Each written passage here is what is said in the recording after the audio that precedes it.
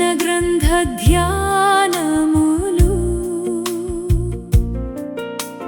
ప్రవచన వాక్యములు వాటిని చదువువారు వినువారు సంగతులను గైకొనువారు ధన్యులు.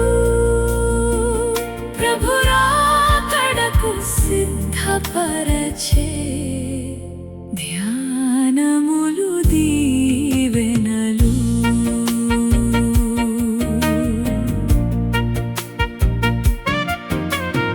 అయినను మొదట నీకుండిన ప్రేమను నీవు వదిలితివని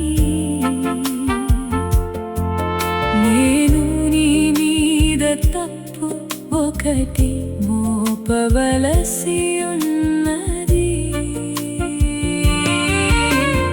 అయినను మొదట నీకుండిన ప్రేమను నీవు వదిలితివని నేను నీ మీద తప్పు ఒకటి మోపవలసి ఉన్నది. ప్రకటన గ్రంథ ధ్యానములు ప్రవచన వాక్యములు వాటిని చదువువారు వినువారు సంగతులను గైకొనువారు ధన్యులు. ప్రభు రాకడకు సిద్ధపరచే ధ్యానములు దీవెనలు.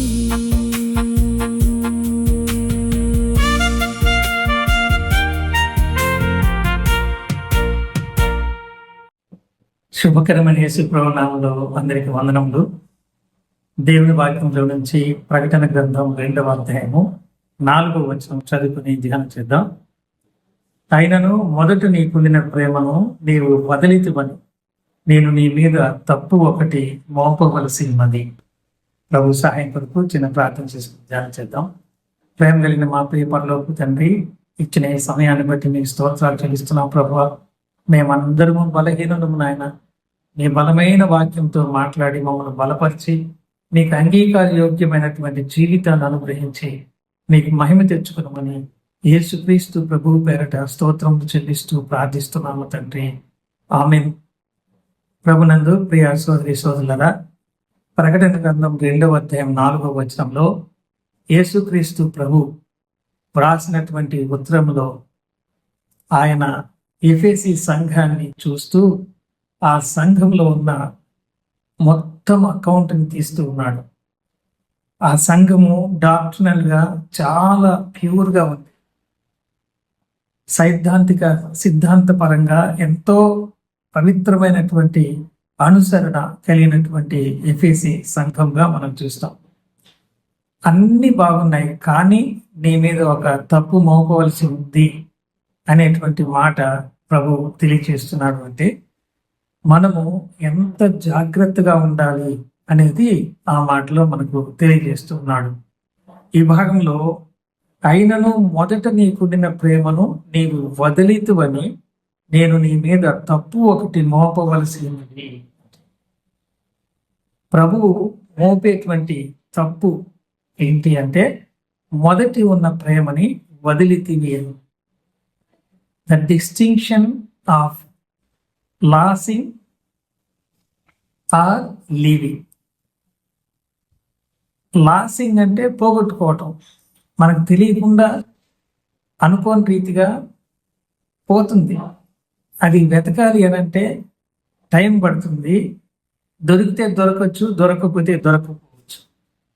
కానీ లీవింగ్ అనేటువంటిది డెలిబరేట్గా మనకు తెలిసి బుద్ధిపూర్వకంగా విడిచిపెట్టడము అనేది జరుగుతుంది. అది ఇక్కడ ప్రభు చెబుతున్నాడు. నీకు మొదట ఉన్నటువంటి ప్రేమ ఎట్లాంటిది అని అంటే అన్ని విషయాల్లో సిద్ధాంతపరంగా ఎంతో చక్కగా నేను ఉన్నావు.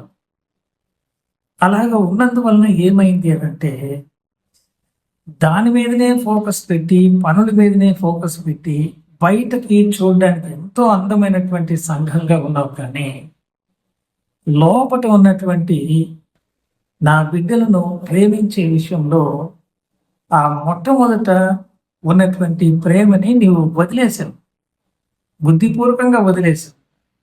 దేవుణ్ణి ప్రేమించట్లేదా అంటే ప్రేమిస్తున్నాను. దేవుణ్ణి ప్రేమించటం, ప్రక్కన ఉన్నటువంటి సహోదరులను సహోదరులను సంఘంలో ఉన్న సభ్యులను ప్రేమించడం, ఇవి రెండు కూడా జతగా ఉంటాయి. నేను దేవుణ్ణి ప్రేమిస్తున్నాను అని కనపడే సహోదరిని మనసులోనైనా ద్వేషభావం కలిగి ఉంటే అది దేవుడు దాన్ని కొట్టేస్తాడు. అదే అడుగుతున్నాడు ఇక్కడ. మొదట ఎంతో ప్రేమగా ఉన్నాం. కొత్తగా రక్షణ పొందినటువంటి దినాల్లో ఎక్కడ చూచినా కరపత్రికలు పంచడం, స్ట్రీట్లో సువార్త ప్రకటన చేయడం, నేను కూడా అలాగే చేశాను. ఆ తర్వాత ఏమైపోతుంది అని అంటే కేవలము యేసు ప్రభువుని మనము ఆయా సహాయాలకు ఉపయోగించుకునేదానికే వాడుకుంటాం. కానీ ఆయన పనిచేసే విషయంలో సాధారణమైనటువంటి స్థితికి, చల్లదనానికి పడిపోయేటువంటి ప్రమాదము ఉంది. ఇప్పుడు కూడా బయటికి వెళ్ళి చేసేటువంటి పరిస్థితి లేక కనీసం ఈ రూపంగానైనా దేవుని యొక్క మాటలు అనేకులకు వినిపించాలనేటువంటి తపన తప్ప ఇందులో కూడా ఎన్నో లోపాలు నేను కలిగిన. ప్రకటన గ్రంథంలో ధ్యానం చేయాలంటే అంత తేలికైనటువంటిది కాదు. ముందే మనం చెప్పుకున్నాం కదా, 2 అంచులు కలిగిన పదునైన ఖడ్గము, దానికి హ్యాండిల్ ఉండదు. మన చేతితో పట్టుకుంటే చెయ్యి తెగుతుంది ముందు, ఆ తర్వాతనే ఎదుటి వారికి హాని చేస్తుంది. లేక దేవుని యొక్క వాక్యము అవతల వారిని వస్తుంది, ముందు మనకు తెగుతుంది. అది అంటే చెప్పేవారికి వినేవారికి లోపలికి దూరి ఆపరేషన్ చేసి ఎక్కడ చెడుగు ఉందో దాన్ని తీసివేసి దానికి దేవుని వాక్యం పనికొస్తుంది. కాబట్టి మన యొక్క ప్రేమని, సహోదరుల్ని ప్రేమించకుండా దేవుణ్ణి ప్రేమిస్తున్నాము, సిద్ధాంతాన్ని పట్టుకుని ఉన్నాము అనంటే ప్రేమ చల్లగా అయిపోతుంది. అది దేవునికి ఇష్టమైనది కాదు.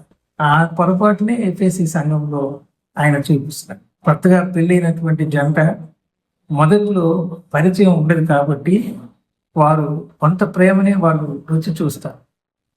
రాను రాను ఒకరిని ఒకరు అర్థం చేసుకున్న తర్వాత ఒకరి కష్ట సుఖాలు ఒకరు తెలుసుకుంటూ ఉన్నటువంటి ఆ క్రమంలో లోతైనటువంటి ప్రేమ అనుభవాలని వారు పొందుకునేటువంటి వాళ్ళుగా, సంతృప్తికరమైనటువంటి దేవుని మరి జీవితంలో, అలాగే కుటుంబ ప్రేమపూర్వకమైనటువంటి దాంపత్య జీవితంలో వారు ముందుకు కొనసాగేటువంటి అవకాశం ఉంటుంది.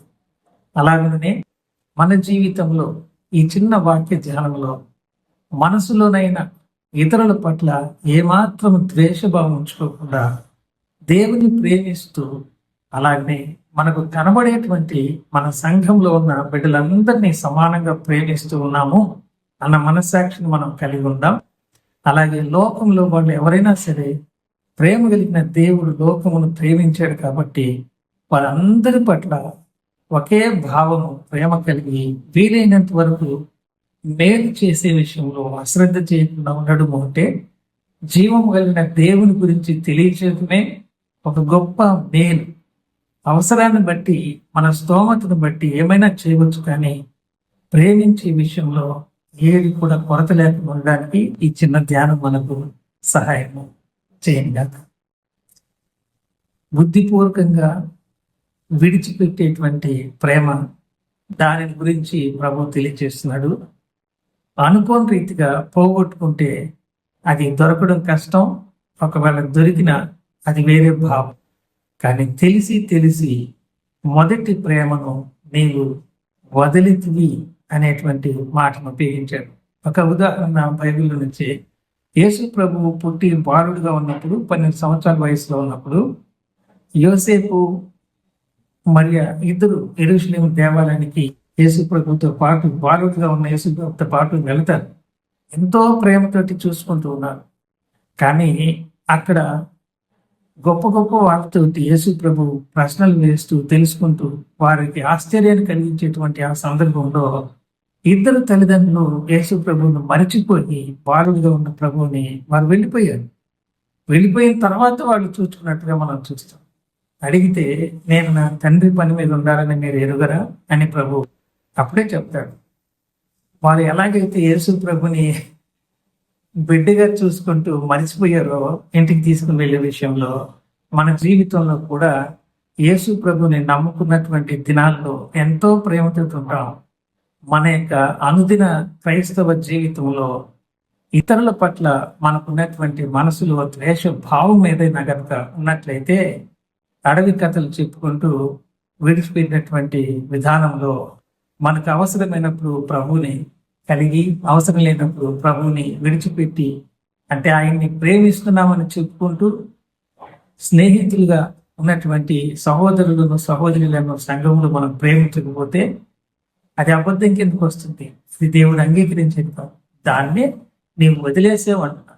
కాబట్టి బుద్ధిపూర్వకంగా ఎవరిని కూడా ప్రేమించకుండా ఉండకుండా అందరినీ ప్రేమించే స్వభావం నాకు అయ్యా అని అడిగి ఈ కఠినమైనటువంటి ప్రకటన గ్రంథం నేరుగా ప్రభు అన్ని స్థానిక సంఘాలను ఉద్దేశించి ప్రాస్తూ ఆనాటి కాలంలో ఉన్నటువంటి ఆ సంఘాలలో ఉన్న లోపాలు, నేటి దినాల్లో మన సంఘాలు ఉన్న లోపాలు కూడా మనం సరి చేసుకోవడానికి దేవుని వాక్యం ఎప్పుడూ సజీవమైంది కనుక అవి సరి చేసుకోవాల్సినట్టు ఉంటే సరి చేసుకుంటే మనకు ఆశీర్వాదం కలుగుతుందని ఇందులో మనం చూస్తున్నాం.